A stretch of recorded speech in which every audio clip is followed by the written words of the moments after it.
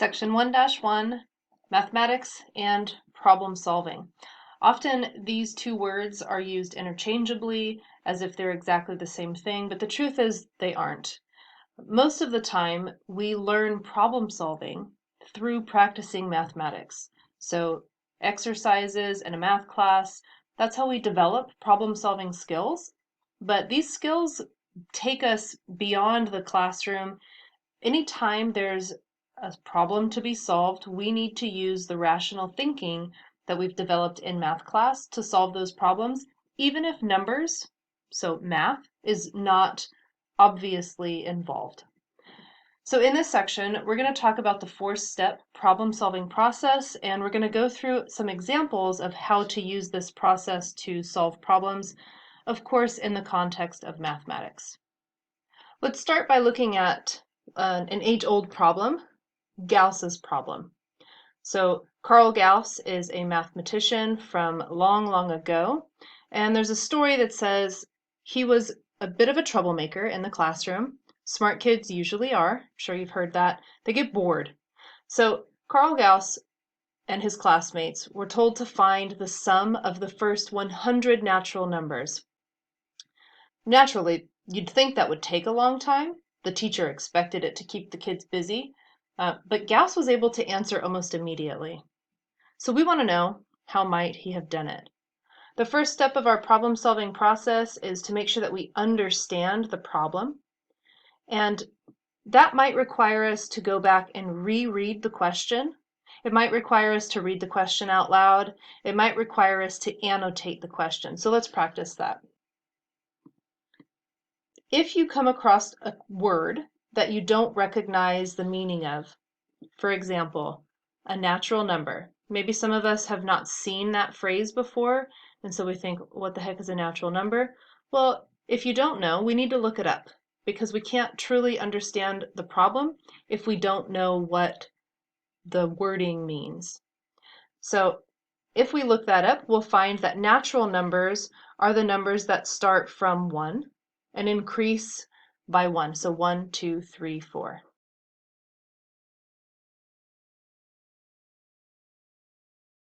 So maybe we needed to look up natural numbers. Now we know what natural numbers are. Then we can continue reading. We know that Gauss was adding up the first 100 natural numbers. So maybe we want to represent that as like an equation or an expression. So the sum of the first 100 natural numbers, that should look like 1 plus 2 plus 3 plus 4. I'm not going to write all of them because if we're being honest, that's too many to write. So I'm going to use these 3 dots to say that there's more numbers in between, follow my pattern, and then I'm going to pick up at 98, 99, 100. But even that's not the complete picture of the problem. The real question here is not what is the answer to this sum. The real question is, how did he do it fast? So not only are we looking to find the solution to this sum, but how do we do this fast?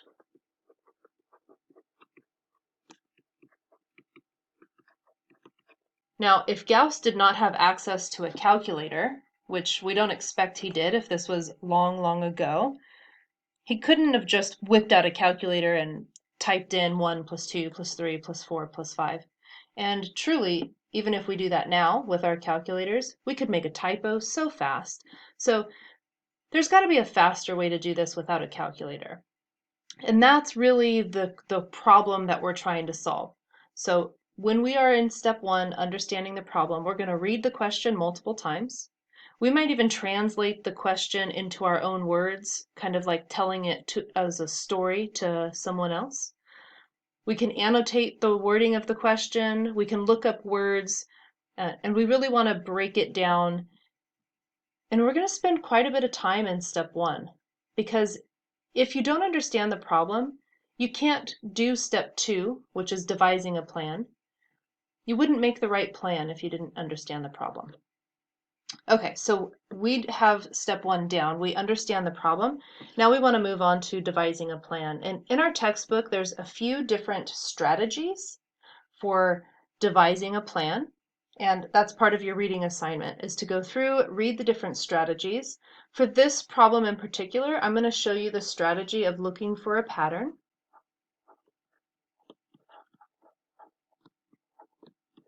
And maybe you've heard that mathematics is all about pattern recognition, and that's true. In fact, that's exactly what Gauss did. He found a pattern within the problem.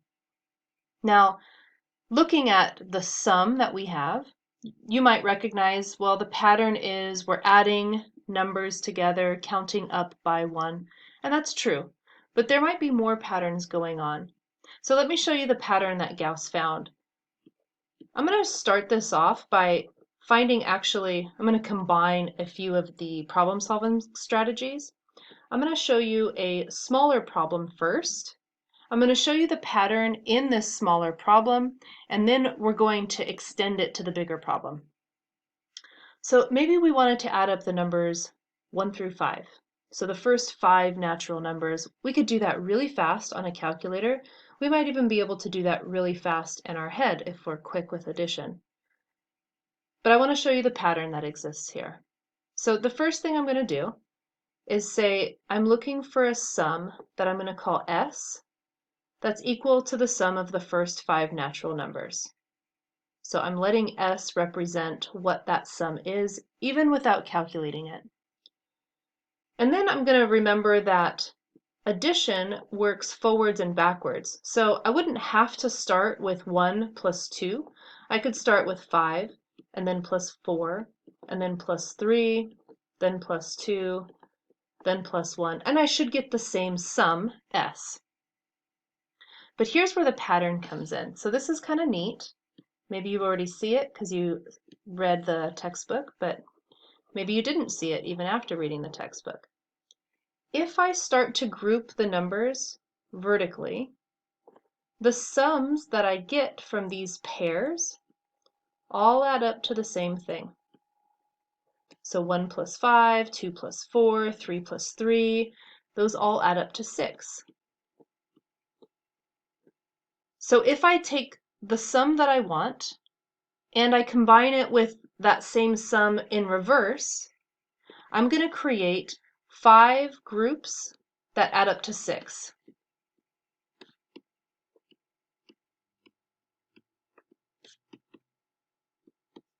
And if I know that these numbers add up to 6 and there's 5 groups of them, then I can do that quickly by saying 5 times 6. We know that 5 times 6, hopefully we have some of these facts memorized, it's 30. But we know that the sum is not equal to 30 because I used that sum twice. So what I'm going to do is copy that equal sign down, and I'm going to say that I have 2 S's, 2 of the sums. So 2 of my sums is equal to 5 times 6, or rather 2 of my sums, ooh, that S almost looked like a 5, is equal to 30. Now my goal was to find S, not to find 2 of the S's, so I can divide that 2 off on both sides and get that S is equal to 15. And we can confirm that. If we add 1 plus 2 plus 3 plus 4 plus 5, we can see that that should come out to 15.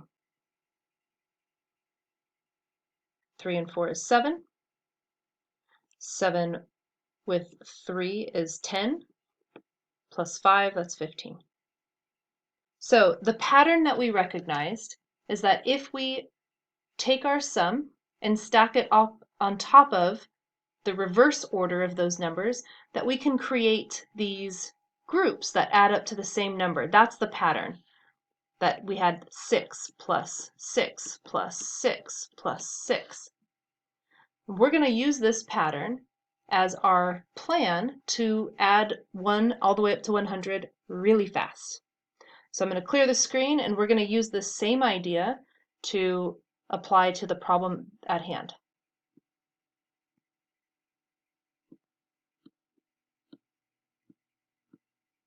So let's start by listing out our sum. 1 plus 2 plus 3 plus 4, all the way up to 100. I'm going to let that be equal to S, and then I'm going to repeat that sum in reverse order. And the trick here is to make sure that you line these numbers up so that you can see the correct grouping. Now last time our pairs came out to be sums that added to 6, but this time if we look at our pairs, they don't add up to 6, they add up to 101. Every group is going to add up to 101. So we're going to have 101 plus 101 plus 101 plus 101 plus, oof, how many of those are going to fill in these 3 dots? I'm going to put dots there to say we don't know, but we need to find out. And then I've got 3 more over here.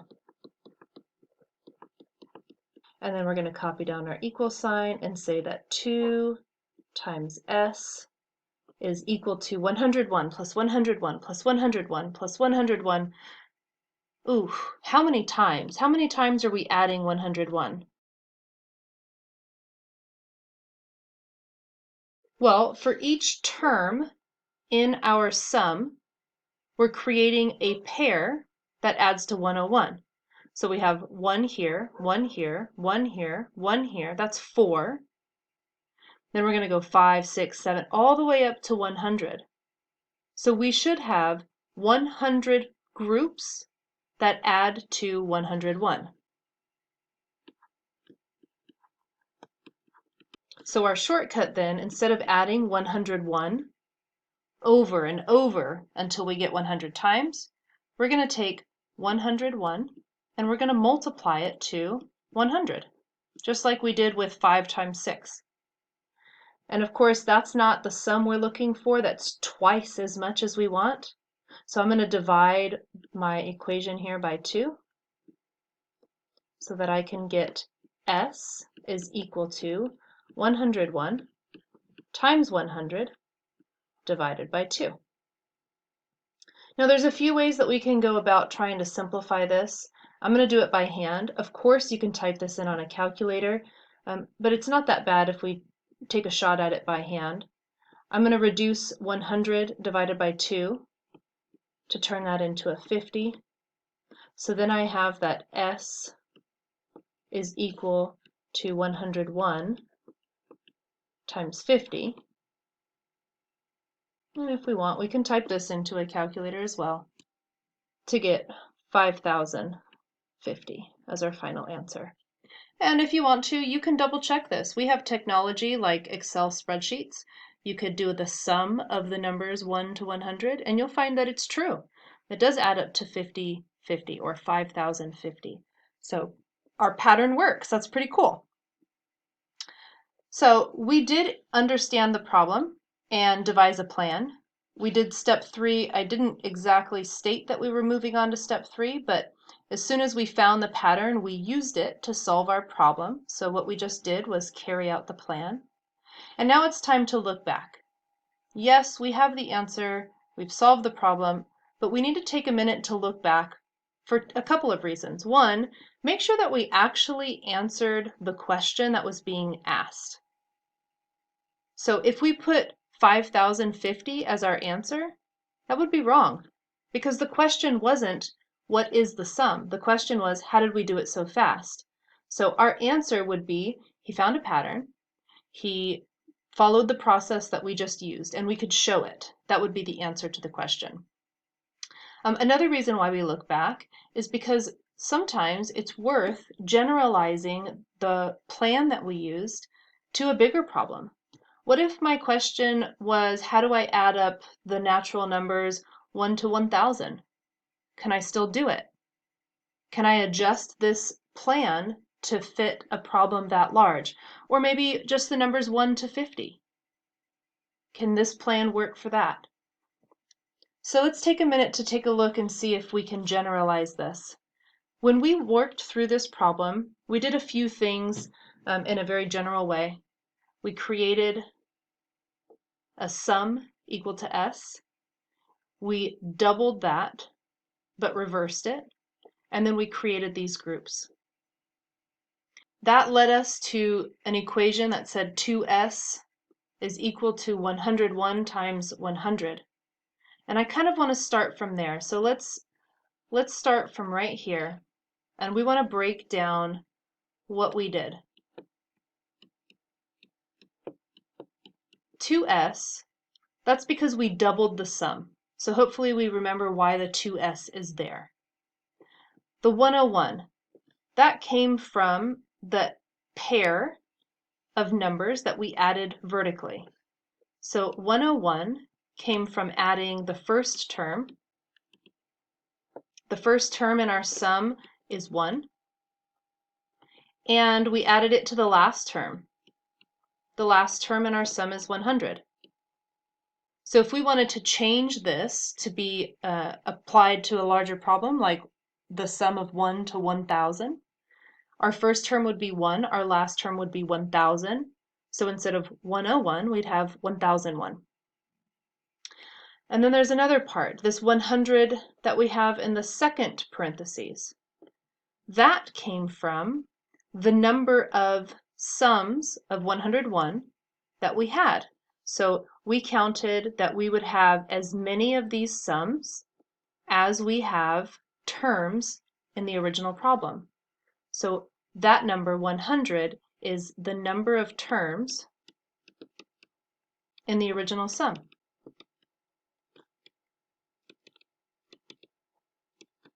So this is pretty cool because that means we can apply this process to various problems. We only need to know two things.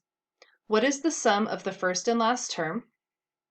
And how many terms are in the original sum? So let's say that we did want to do 1 plus 2 plus 3 all the way up to 1,000. Ooh, and let's make it interesting. Let's make it 1,005. Just so it doesn't feel like it's too similar to adding up to 100. If we did this up to 1,005, all I need to do is add my first and last terms. That looks like 1,006. And then I need to ask myself, how many terms are in this sequence? Well, if we start at 1 and we count up to 1,005, there's 1,005 terms. So our sum would look like 2s equals 1,006 times 1,005. And then we could solve for s to find our sum. Let's type that into our calculator real quick just to be fast about it. 1,006 times 1,005, and then we need to divide that by 2. I get 505,515. So that sum would equal 505,515. And we did that so fast. So once we understand this problem and we take the time to look back at how we solved it, we can use it as a shortcut.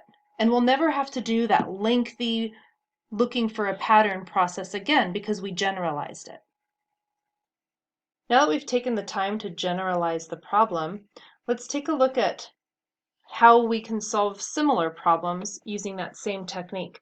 So remember, we said that 2 times the sum we're looking for is equal to a product of two things.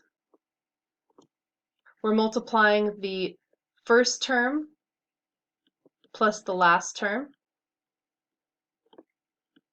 and we're multiplying the number of terms in the sum. So maybe instead of looking at the problem of finding the first 100 natural numbers added together, maybe we want the first 100 even numbers. So I will start with 2 plus 4 plus 6 plus 8. So we want the first 100 even numbers. Now when I write out this sum, it's really important to not stop at 100. So again, make sure you understand the problem. If we're adding up the first 100 even numbers, 100 is actually the 50th even numbers. So we would have to keep going. And we would actually keep going until we make it all the way up to 200. So 200 is the 100th even number. So if we're looking for this sum, we can do it really fast. We just do 2 times the sum we want. Remember, that's the value that we're looking for. It's equal to the sum of the first and last term. Our first term is 2. Our last term is 200. And then we're going to multiply that to the number of terms. So we need to think about that. How many terms are we adding together if we're adding the first 100 even numbers? Well, we're adding up 100 terms. So for this one, we'd have 2 times s equals 202 times 1,000. Sorry, 100. And then we need to divide by 2 so that we can find the sum we're looking for. This time I'm going to divide the 202 with the 2 so that I get 101 times 100. The 2 is gone. 101 times 100 leaves us with 10,100 for our final answer. So adding up the first 100 even numbers, we did that fast. And we really only needed a calculator, and we didn't actually need it at the bottom here, I hope. But yeah, it's a pretty cool problem-solving process, finding that pattern. We're going to end this video by working through one of the Now Try This exercises. Hopefully you've had a chance to try this on your own. If not, I encourage you to pause here, give it thought before you watch the solution. There's not a lot of math that's going to go on here. It is about problem solving. So this exercise asks us to explain whether the process that we just used will work for finding the sum 1 squared plus 2 squared plus 3 squared all the way up to 100 squared. Now, if we think it's going to work, then we would just use our shortcut. 2 times the sum we're looking for is equal to the first term plus the last term times the number of terms. But this might not work. We need to check that the pattern is going to hold here. Now, we were adding up natural numbers, and I see natural numbers in here, but I also see that those natural numbers are being squared. So does squaring these natural numbers before we add them up, does it ruin that pattern that we've created? So let's check. Let's see if we can replicate the pattern. So I start off by writing out my sum, and then I'm going to write it out again, but in reverse. And then I look to add my vertical groups. I'm going to circle those for a nice visual here. And then I'm going to see what each of those groups adds up to be. 1 squared is 1. 100 squared is actually 10,000. So this one would look like 1 plus 10,000. So that would be 1,000. Sorry, I'm not writing 10,000. That should be 10,001. Our second group, that would look like 2 times 99 squared. And if you'd like to, you can type that into a calculator. 2 squared is 4. 99 squared is equal to 9,801. If I add 9,801 and 4, I get 9,805. So already I can tell that the pattern that we saw in the last problem, it's not working here because we're getting a different sum for each one of these groups. And even if all of the rest of them magically happen to be identical to the first one, as soon as these things don't match, we can't use that pattern anymore. So for Now Try This exercise 1, the answer would be no, it doesn't work. And you need to explain why. Part of this course is not only understanding the math behind it, but being able to explain it. A lot of us want to be teachers, and being able to achieve the answer to a problem is not enough to teach it, so we need to be able to explain it.